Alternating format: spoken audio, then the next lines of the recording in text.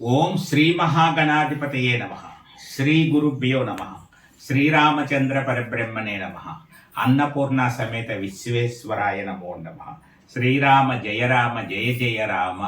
ఓం నమ శివాయ. భగవద్భక్తులారా, పరస టీవీ ద్వారా అందిస్తున్నటువంటి మహిమల కాశీ క్షేత్రం కాశీ పురాణం 4వ రోజు భాగానికి మీ అందరికీ కూడా హృదయపూర్వక స్వాగతం. ఎంతో పూర్వజన్మ సుకృతం ఉంటేనే కానీ కాశీ అనే మాటని పలకడానికి కానీ, కాశీ క్షేత్రం గురించి 4 మాటలు చెప్పడానికి కానీ, కాశీ క్షేత్రం గురించి వినడానికి కానీ యోగ్యత ఉండదు అనేటువంటిది కాశీఖండంలో స్పష్టంగా చెప్పబడతాం. కాబట్టి మనందరం కూడా ఆ పార్వతీ పరమేశ్వరుల యొక్క అనుగ్రహానికి ఎంతో కొంత పాత్రులైనందువల్ల మనం ఈ కార్యక్రమాన్ని నిర్వహించుకోగలుగుతున్నాం. చెప్పేటువంటి భాగ్యము నాకు, వినేటువంటి భాగ్యము మీకు ఆ పరమేశ్వరుడే కల్పించాడు. ఇది పూర్తయ్యే వరకు చక్కగా కొనసాగాలని మనందరం ఆ పరమేశ్వరుణ్ణి ప్రతినిత్యం ప్రార్థిద్దాం. మరి ముఖ్యంగా ఈరోజు అప్పుడే 4వ రోజులోకి వచ్చాం. ప్రతి భాగము చూస్తున్నటువంటి వారి నుంచి మంచి స్పందన వస్తుంది. అసలు ఇదొక పురాణము ఉంది అనేటువంటిది, కాశీఖండంలో ఇలా వివరణ ఉంది అనేటువంటిది మాకు తెలియదండి. అసలు ప్రారంభమే చాలా ఆసక్తిగా మొదలైంది, వింధ్య పర్వతంతో మొదలైంది. ఇంకా ఇంకా వినేయాలని ఉంది అనేటువంటి భావనతో చాలామంది మెసేజ్లు పెడుతున్నారు. భగవంతుడి యొక్క లీలలు చాలా విచిత్రంగా ఉంటాయి. ఎవరినైనా ఆయన కనికరించాలనుకున్నారనుకోండి, ఎవరికైనా మోక్షాన్ని ఇవ్వాలనుకున్నారనుకోండి, దానికి అవసరమైనటువంటి యోగ్యత కలిగేటట్టుగా చేస్తాడు. ముందు యోగ్యత కల్పించి అనుగ్రహాన్ని ప్రసాదిస్తాడు. ఎందుకు ఈ మాట చెప్తున్నాను అంటే, ఒక్కరి కోసమైనా ఆయన చాలా పెద్ద ప్రణాళిక వేస్తాడు. నిన్న మాకు తెలిసినటువంటి ఒక బంధువుల నుంచి ఒక అమ్మాయి మెసేజ్ పెట్టింది. మా అమ్మగారికి ఈ కాశీ పురాణాన్ని వినిపిస్తున్నాము అని పెట్టి 2 రోజులే అయింది. మూడో రోజు ఫోన్ వచ్చింది, రోజు వినిపిస్తున్నాము అని. ఇందులో పెద్ద వింతేమీ ఉండకపోవచ్చు, కానీ ఆవిడ చాలా, ఆ అమ్మగారు చాలా సంవత్సరాలుగా ఆవిడ పేషెంట్గా ఉన్నారు. ఆమె ఎక్కడికి పెద్దగా కదలలేనటువంటి స్థితిలోనే ఉన్నారు. ఆవిడ మైండ్ పనిచేస్తోంది. అందువల్ల ఆవిడికి వినిపిస్తున్నామని చెప్పినప్పుడు వెంటనే నాకు పరమేశ్వరుని లీల అర్థమైంది. అలాంటి వారు ఎవరినో అనుగ్రహించడానికి, వినిపించడానికి ఒక సాధనంగా ఈ పరస టీవీని ఎంచుకొని అందులో నాకు ఒక పాత్రనిచ్చి, ఆ పాత్ర ద్వారా పలుకులు చెప్పించి కాశీక్షేత్ర వైభవాన్ని అలాంటి భక్తుల యొక్క చెవిలోకి చేరేటట్టుగా చేసి వాళ్ళని అనుగ్రహించడానికి చేసినటువంటి ఈ ప్రయత్నము ఒక లీలగా అనిపించింది. ఇది వాస్తవం కాకపోవచ్చు, కానీ నా మనసుకు అనిపించినటువంటి విషయాన్ని చెప్తున్నాను. అంతరంగం శుద్ధిగా ఉండాలి ఇలాంటి కార్యక్రమాలు చేయాలంటే. అందువల్ల అంతరాత్మ ప్రబోధాన్ని ఎప్పుడు పాటించాలి. అందులో భాగంగా అనిపించిన విషయాన్ని ముందే మీకు చెప్పాను. ఇలాగా నేను మొదటి నుంచి చెప్పేది ఏమిటంటే, ఇలాంటి విషయం, ఇలాంటి కాశీక్షేత్ర వైభవం లాంటి విశేషాన్ని మీకు తెలిసిన వారు ఎవరైనా, పెద్దవారు ఎవరైనా ఉంటే, భక్తి భావన కలిగిన వారు ఎవరైనా ఉంటే, వినాలనుకున్న వాళ్ళు ఉంటే, వాళ్ళకి తెలియకపోతే వాళ్ళకి తెలిసేటట్టు చేసి వినిపించే ప్రయత్నం చేయండి. వాళ్ళు ఎంత సంతోషిస్తారో అందుకు కారణమైనటువంటి మీకు ఆ ఫలితంలో 6% దక్కుతూ ఉంటుంది. ఈ విషయాన్ని గమనించండి. ఎవరు విన్నా వినకపోయినా భగవంతుడి అనుగ్రహం ఉన్నంత వరకు ఈ కార్యక్రమాన్ని నేను చెప్పుకుంటూ వెళ్ళిపోతాను. ఎందుకంటే సంకల్పం కలిగించాడు భగవంతుడు, మొదలు పెట్టించాడు. కాబట్టి ఇంకా ఎంత స్పందన అనేటువంటి దాంతో సంబంధం పెట్టుకోకూడదు, ముందుకు వెళ్ళిపోవాలి. కాబట్టి మరొక్కసారి మీ అందరికీ చేసే విజ్ఞప్తి ఏంటంటే, మీ గ్రామాల్లో మహిళా సంఘాలకి మీరు ఏవేవో గ్రూపుల్లో సభ్యులుగా ఉంటారు, ఆ గ్రూపుల్లో నేను పెట్టినటువంటి ఆ లింక్ని ఆ గ్రూపులోకి పంపండి, ఫార్వర్డ్ చేయండి. చూసి వాళ్ళు చూస్తారు, ఆనందించే వాళ్ళు ఆనందిస్తారు. ఒక్కొక్కరు అంటారు, మీరు చెప్పడం వల్ల, మీరు పంపడం వల్ల చాలా సంతోషం అండి, నేను చూస్తున్నానండి, ఎప్పటి నుంచో అనుకుంటున్నాను, మేము ఒక 4 నెలల్లో కాశీ వెళ్దాం అనుకుంటున్నాం, ఇది వినేసాక వెళ్తాం, అందుకే ఆ పరమేశ్వరుడే పంపించాడు అనుకుంటున్నటువంటి వాళ్ళు కూడా ఉంటారు. అందువల్ల మీరు పంపండి, ఒక మాట చెప్పండి కుదిరితే, అంతే. మరి ఈరోజు కార్యక్రమంలోకి వచ్చేద్దాం. ఇంకా ఆసక్తిగా ఉంది.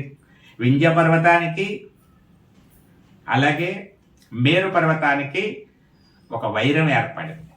నిజానికి ఇక్కడ మేరు పర్వతం ఏమనట్లే, ఒక వింధ్య పర్వతమే వైరాన్ని చూపెడుతోంది.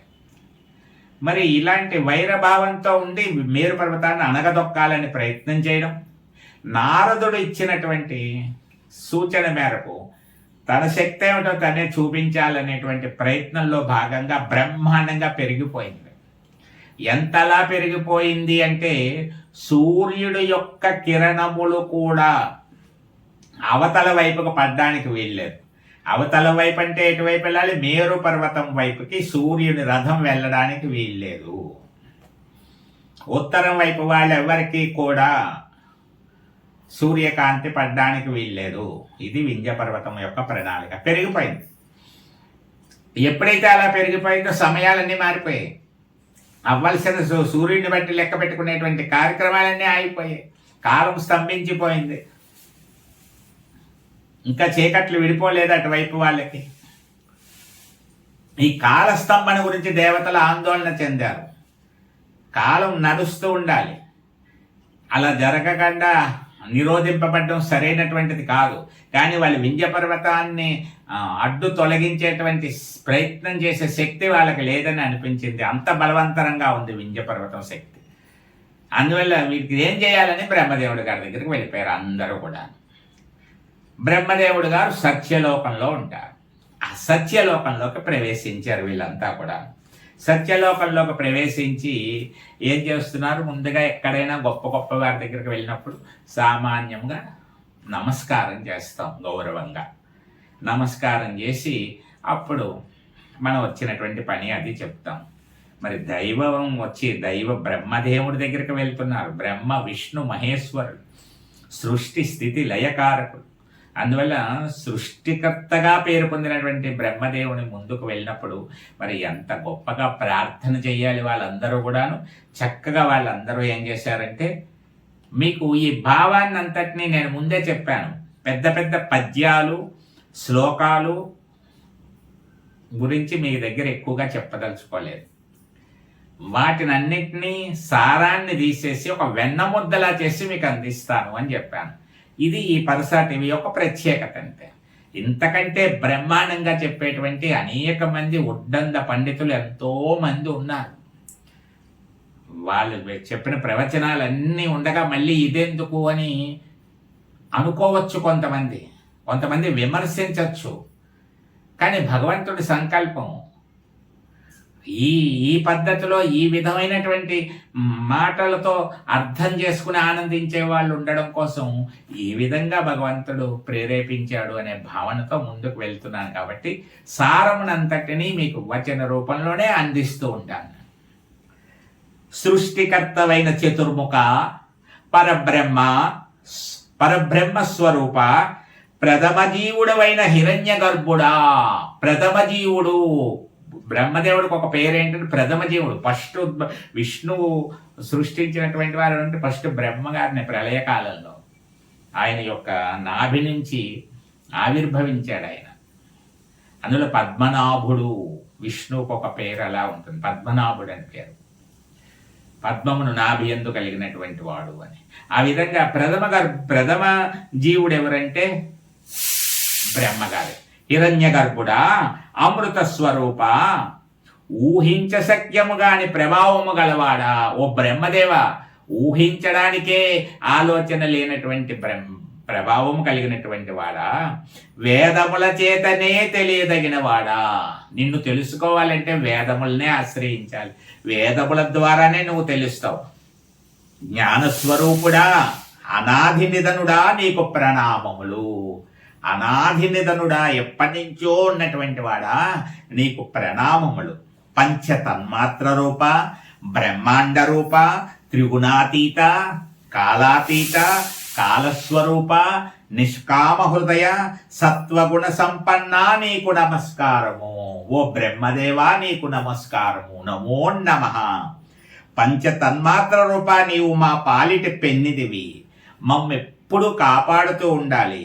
నిత్య సత్య స్వరూప, మాపై అభయప్రదానమైన హస్తాన్ని చూపించి కరుణించండి. అభయహస్తం, భగవంతుడిచ్చేటువంటి హస్తం ఏమిటి? అభయహస్తం. అంటే అభయాన్ని పొందాలంటే ఇవేం భయపడకండి, నేనున్నాను అని ఒక అభయం కావాలి. అందువల్ల అలా చేత్తో అలా చూపెడితే అవుతుంది అభయం.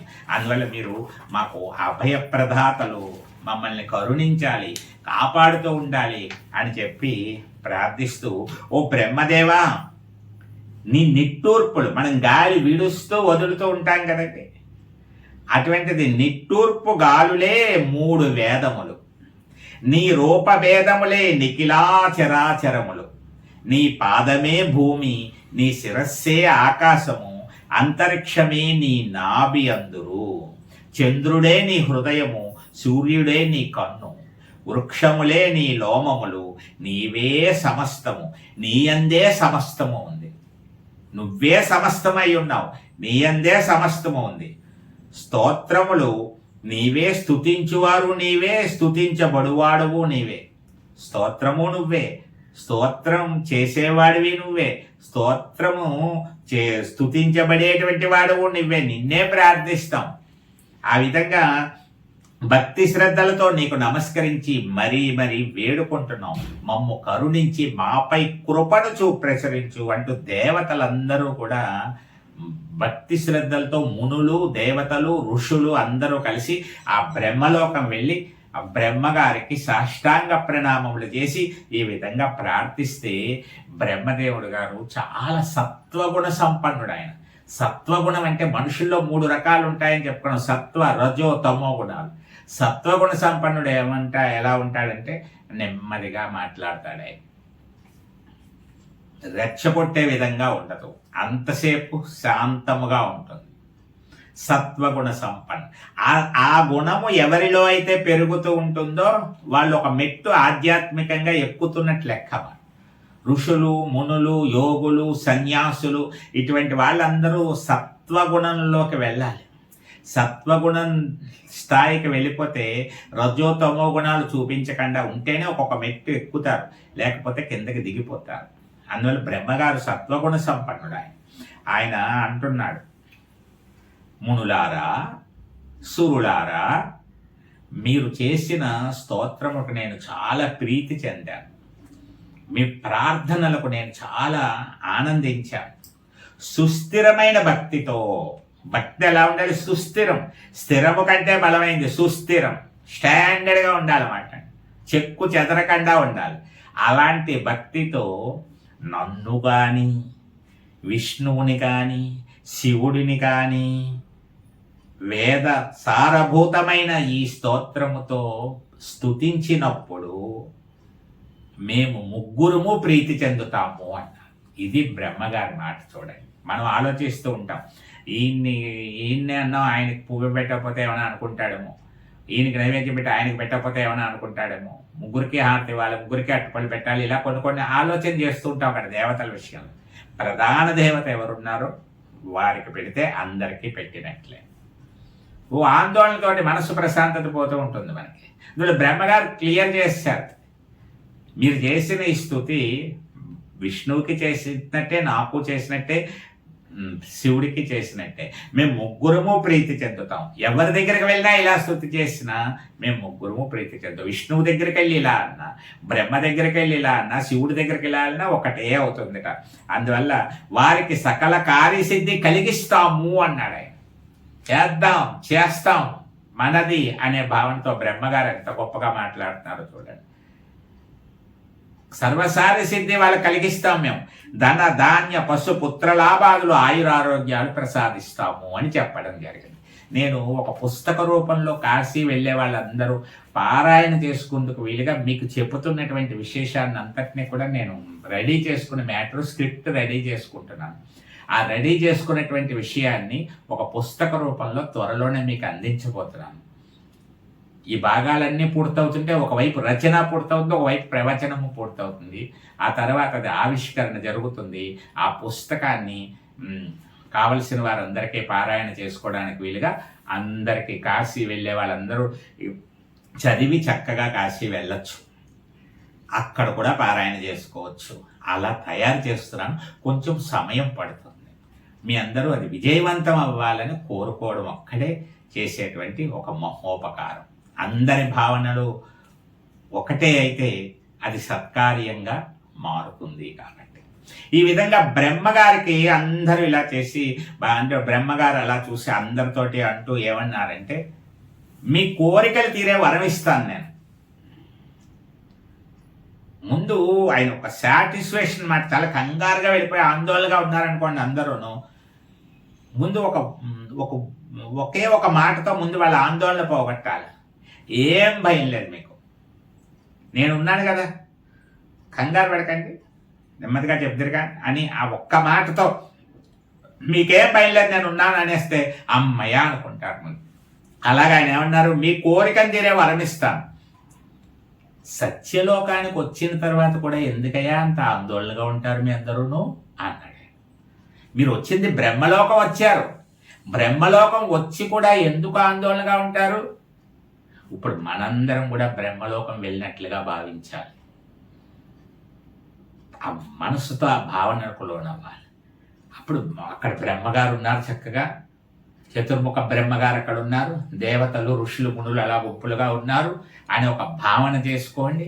వాళ్ళందరూ అడుగుతుంటే బ్రహ్మగారు మాట్లాడుతున్నారు, బ్రహ్మలోకం వచ్చి కూడా ఎందుకు ఆందోళనగా ఉంటారు, అలాగా కలత చెందిన మనసుతో ఉంటారేంటి? నా నివాసమైనటువంటి సత్యలోకములో కామ, క్రోధ, లోభ, మోహ, మద, మాత్సర్యములకు స్థానమే ఉండదు. హింస, అసూయ, భయం, రోగం, అపవిత్రం అనేటువంటివి ఇక్కడ కనిపించవు.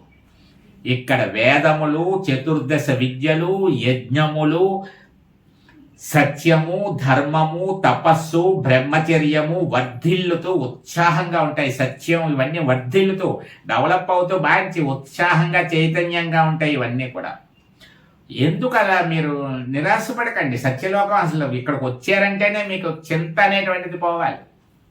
నిరాశను వినండి, ఒక్కసారి చూడండి అని ఆయన చూపెడుతున్నాడు బ్రహ్మగారు. మనం కూడా ఒకసారి ఆయన ఎటు చూపించిన వైపు చూస్తాం, అలా చూస్తాం. ఆయన అలా చూపించాడు, ఒకసారి అలా చూడండి అని చెప్పేసి అటు చూపించాడు. ఎవరిన అటువైపు చూసాం, అటువైపు చూస్తే ఎలా ఉంది అక్కడ ఒక బ్యాచ్ని చూపెడుతున్నాడు ఆయన. అదిగో వారు భూమిపై బ్రతికిన రోజుల్లో తల్లిదండ్రులను ఎంతో భక్తి శ్రద్ధలతో సేవించి తరించిన కారణంగా బ్రహ్మలోకాన్ని పొందినటువంటి వారు ధన్యులు అన్నాడు. అంటే తల్లిదండ్రులను ఆదరించి, గౌరవించి, అభిమానించి చక్కగా చూసుకున్నటువంటి వారందరికీ బ్రహ్మలోకంలో మీరు రిజిస్ట్రేషన్ చేసుకోకుండానే, మీరేమీ పేమెంట్లు ఇవ్వక్కర్లేకుండానే ప్లాట్ అలాట్ అయిపోతుంది మీకు మరణానంతరం. బ్రహ్మలోక నివాస ప్రాప్తి కలిగేస్తుంది. ఇది బ్రహ్మగారు చెప్పండి. చూడండి, నేను వరుస అంతా చూపించి అందరూ సంతోషంగా ఉన్నారు. ఎవరు వాళ్ళు? తల్లిదండ్రులని గౌరవించినటువంటి వారు, తల్లిదండ్రులని మాటకు విలువిచ్చినటువంటి వారు, వారు యొక్క సేవలో తరించినటువంటి వారు వాళ్ళు. ఆ పక్కన చూడండి అన్నారు. ఇంకో ఆ పక్కన అంటే మళ్ళీ ఆ పక్కన అందరు దేవతలు, అందరూ మునులు అందరూ అలా తిప్పినట్టు మనం కూడా ఆ పక్కన చూస్తాడు. మనం కూడా మనసుతో ఒకసారి చూడాలి. ఇంకో పక్క చూపెడుతున్నారు. అక్కడెవరున్నారట? అదిగో అటువైపు ఉన్నవారు పతివ్రతారత్నాలు, పతివ్రత శిరోమణులు, పరమ భక్తితో పతి సేవ చేసి తరించినటువంటి పుణ్యమూర్తులు, భర్తను సేవించి తరించినటువంటి పుణ్యమూర్తులు. అంటే పతివ్రతలందరికీ కూడా బ్రహ్మలోక నివాసం ప్రాప్తిస్తుంది. మరొక పక్కన ఇంకొక పక్కన, ఆ పక్కనే మరొక పక్కన కనిపిస్తున్న వారిని చూడండి. బ్రహ్మచర్య వ్రతాన్ని చక్కగా పాటించినటువంటి వారు, పరస్త్రీలను తల్లుల వలె భావించిన ధన్యమూర్తులు. పరస్త్రీలను తల్లిలా భావించినటువంటి వారందరికీ బ్రహ్మలోక ప్రాప్తి అని చెప్తున్నాడు. పురాణం వింటే కదండి ఎవరికైనా విషయం నాలెడ్జ్ వచ్చేది. ఎప్పుడో ముసలి వాళ్ళు అయిపోయిన తర్వాత 60 ఏళ్ళు వచ్చేసిన తర్వాత అప్పుడు వినాలి అనేటువంటిది తప్పుడు అభిప్రాయాన్ని మీరు రూపుమాపాలి. మీ పిల్లలకి కూడా వినిపించేటట్టు చెయ్యాలి. వాళ్ళు కూడా విషయాన్ని తెలుసుకుంటే ఒక క్యారెక్టర్ అనేటువంటిది ఉంటుంది.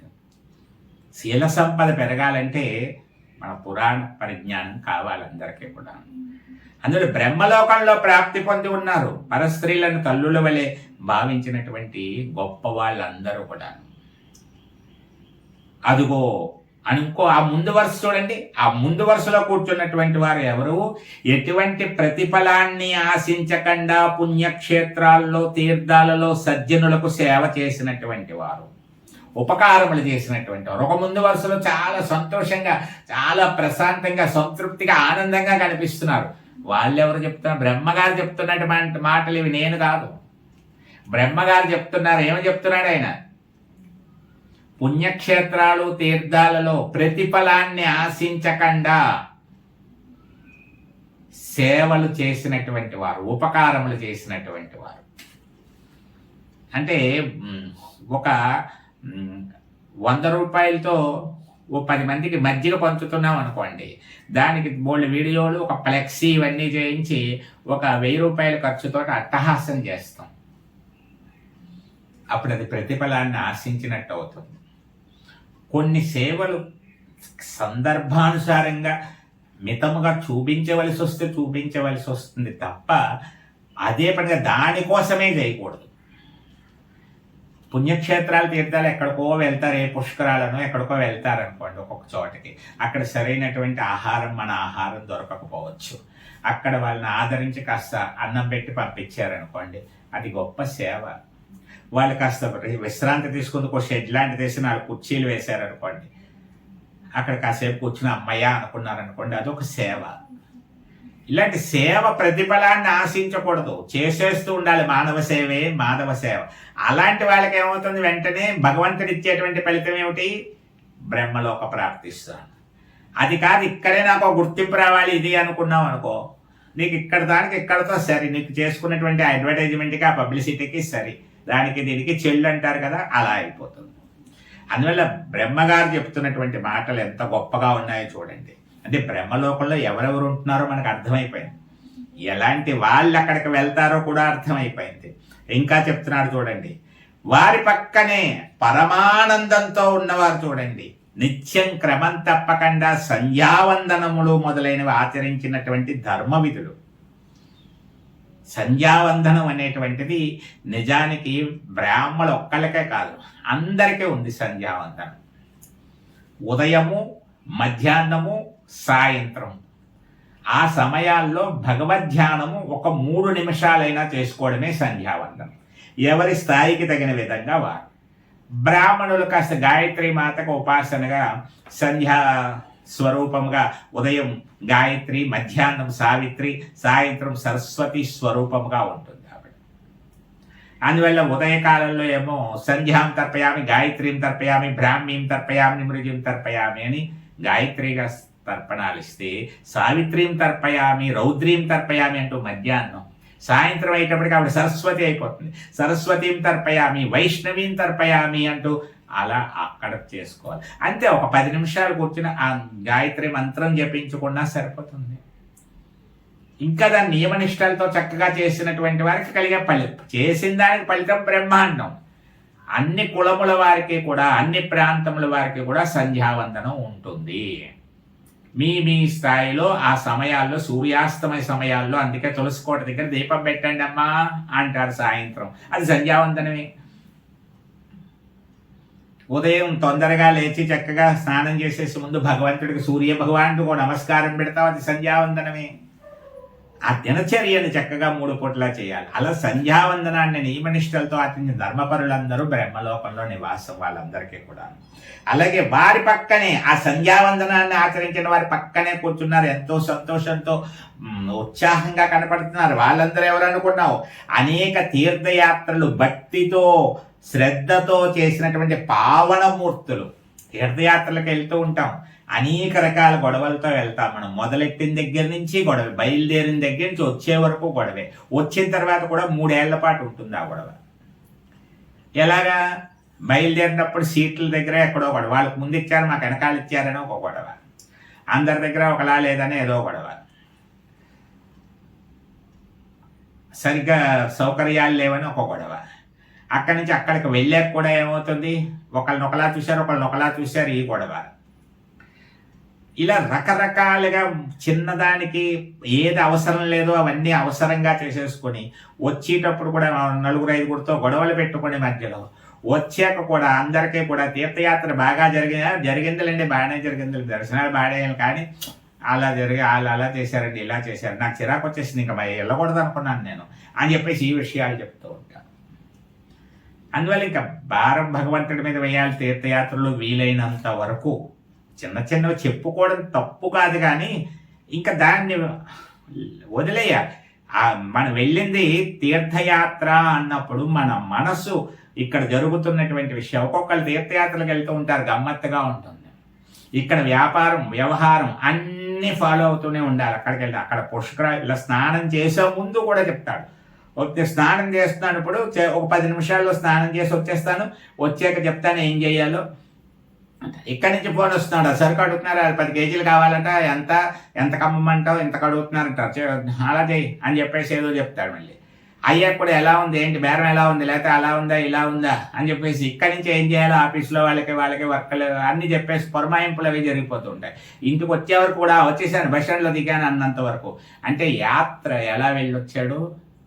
దేహం వెళ్ళింది, మనస్సు వెళ్ళలేదు. అటువంటి యాత్ర పెద్ద ప్రయోజనకారి ఏమి కాదు. కొంతమంది ఏదైనా అనుకోవచ్చు, ఇలా చెప్తున్నారు ఏమిటి అని చెప్పేసి, వాస్తవం చెప్పాలి కదండి. వెళ్ళిన దగ్గర నుంచి వచ్చే వరకు చాలా భక్తి శ్రద్ధలతో యాత్ర చేయాలి. అలాంటి వాళ్ళకి బ్రహ్మలోక ప్రాప్తి తథ్యం చెప్తున్నాడు. ఇంకా ఏం చెప్తున్నాడు? బ్రాహ్మణులకు ఎంతో వినయంతో సంతోషంతో కోరిన ధనమిచ్చి వారిని ఆనందపరిచినటువంటి వారు ఆ వరుసలో ఉన్నారు అన్నారు. కొంతమంది బ్రాహ్మణులు సద్బ్రాహ్మణులు అంటారు. వాళ్ళకి అవసరమైనటువంటి మేరకు సహాయం చేయడం అనేటువంటి చాలా గొప్ప విషయం. అడగకుండా చేస్తే ఇంకా గొప్ప విషయం. అవసరాలు ఏమిటి, నన్ను అడిగితే చేద్దునంటాడు ఒక ఆయన. కానీ కొంతమందికి అవసరాలు ఉంటాయి, చెప్పుకోలేకపోతారు, ఆత్మాభిమానం ఉంటూ ఉండొచ్చు. అలా అడగకుండా చేసి వాళ్ళు దానివల్ల నువ్వు చేసిన సాయం వల్ల ప్రయోజనాన్ని పొందారు అంటే నీకు బ్రహ్మలోకంలో నివాసం ఖాయం అయిపోతుంది. అడగకుండా చేయి, అలా చేసిన వాళ్ళకి అక్కడ ఉంటుంది. అలాగే ఇంకోటి ఏం చెప్తున్నారు? సద్బ్రాహ్మణులకు సేవ చేసినటువంటి వారి సాంగత్యంలో గడిపిన ధన్యాత్ములు.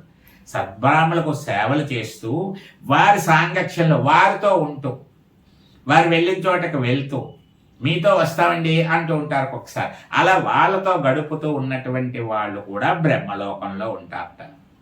వాళ్ళ సేవ చేసుకుంటూ వాళ్ళకి ఎక్కడికైనా వెళ్ళినప్పుడు కొద్దిగా అవసరమైనటువంటి, పెద్దగా ఏం చేసేసే దేవుడు ఎక్కడికైనా వెళ్ళినప్పుడు కాస్త పెద్ద ఆయన అనుకోండి, బాగాను నీరసంగా ఉన్న ఆయన పెద్ద ఇబ్బంది పడేటువంటి మోతలు అవి లేకుండా కాస్త ఆనందించే విధంగా ఉండే విధంగా ఆయనకి ఏమైనా సౌకర్యాలు అవి చేస్తూ ఆయనకి కొంచెం కనిపెట్టుకుని ఉండి, ఎక్కడో ఉంటుంది అనుకోండి, అక్కడికి వెళ్ళి ఆయన ఆ కాఫీయో టీయో తెచ్చుకోలేరు అనుకోండి, మనం వెళ్ళి తీసుకొచ్చి తాగండి అని చెప్పేసి ఇవ్వడం.